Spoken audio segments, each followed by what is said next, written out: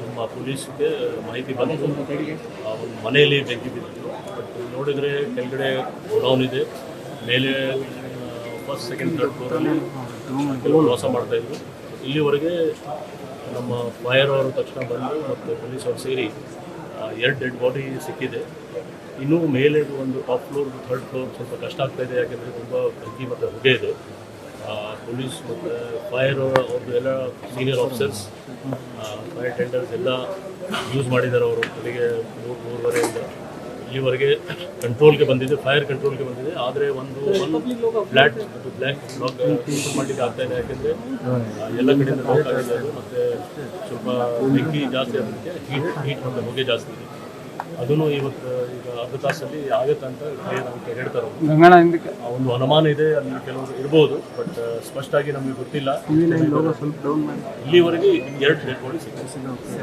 Sir, ಏನು reason, ಏನಿಂದ ಬೆಂಕಿ ಹತ್ಕೊಂಡಿದೆ?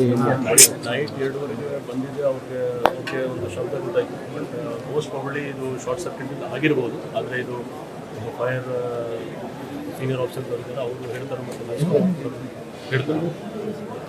Special team ಕೂಡ ಇದ್ದಾರೆ, ಅವರು ಮತ್ತು ಆಪರೇಷನ್ ಡಿಪಾರ್ಟ್ಮೆಂಟ್ ಎಲ್ಲರೂ ಬಂದಿರೋದು ಗೊತ್ತಾಗುತ್ತೆ. But most probably short circuit ಆಗಿರ್ಬೋದು ಅಂತ ನಮಗೆ. ಸರ್, ಡೆತ್ ಆಗಿರೋರ ಹೆಸರು ಏನಾದ್ರು ಗೊತ್ತಾಗಿದೆ? ಐಡೆಂಟಿಫೈ ಆಗಿದ್ದಾರೆ. ಅವರು ಇಲ್ಲೇ ಮನೆಯಲ್ಲಿ ವಾಸ ಮಾಡ್ತಾ ಇದ್ದಾರೆ. ಅವ್ರ ಕುಟುಂಬದವರು ಬಗ್ಗೆ ಶಂಕೆ ಇದೆ, ಬಟ್ ಅಲ್ಲಿ ಫ್ಲ್ಯಾಟ್ ಓಪನ್ ಆದ್ಮೇಲೆ ಗೊತ್ತಾಗಿದೆ. ಮದನ್ ಕುಟುಂಬ ಅಲ್ಲದೆ ಬೇರೆ ಯಾರ್ದಾರು? ಇಲ್ಲ, ಕುಟುಂಬ ಇಲ್ಲ. ಕೆಲವರು ಆಲ್ರೆಡಿ ಅವರು ಮುಂಜಾಗ್ರವಾಗಿ ಅವ್ರಿಗೆ ಶಬ್ದ ಕೇಳಿದ ತಕ್ಷಣ ಅವರು ಬೇರೆ ಕಡೆ ಮಾಡಿ ಮಾಡಿದ್ರು. ತುಂಬಾ ಬಚಾವಾಗಿದೆ. ಬಟ್ ಈ ಪರ್ಟಿಕ್ಯುಲರ್ ಒಂದು ಮನೆಯದು ನಮಗೆ ಓಪನ್ ಮಾಡ್ಲಿಕ್ಕೆ ಆಗ್ತಾ ಇಲ್ಲ.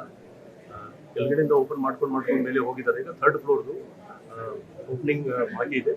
ಮೋಸ್ಟ್ ಕೆಲಸ ಆಗ್ತಾ ಇದೆ. ಈಗ ನೀವು ನೋಡಿರ್ಬೋದು, ಈಗ ಮೇಲೆ ಎಲ್ಲ ಫೈರ್ ಅವರು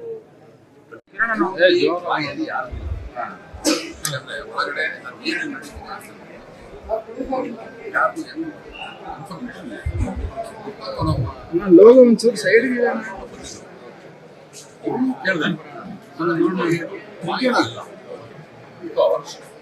ಅಲ್ಲಿ ಮೇಲ್ಗಡೆ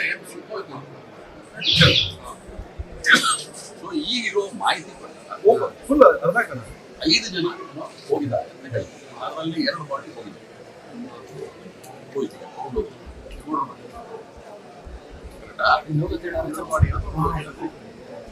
ಇನ್ನು ಮಿಕ್ಕಿದ್ದು 3 ಲೋಗೋ ಒಂಚೂರು ಕೆಲವರು ಹೇಳ್ತಾರೆ 5 ಇದೆ. ಇದು ಒಂದು ಕರೆಕ್ಟ್ ಆಗಿ ನಮಗೆ ಇನ್ಫಾರ್ಮೇಶನ್ ಅದನ್ನು ಯಾರು ಶಾರ್ಟ್ ಸರ್ಕ್ಯೂಟ್ ಆಗಿದೆ. ಹೇಳಿದ್ರು ಎಲ್ಲೋ ಯಾರೋ ಸಿಗರೇಟ್ ಸೇರಿದ್ರು, ಅಲ್ಲೇನೋ ಒಂದು ವೈರಲ್ಲಿ ಅವ್ರು ಹೇಳ್ತಾರೆ. ಅಂದ್ರೆ ಇದೆಲ್ಲ ವಿಶೇಷ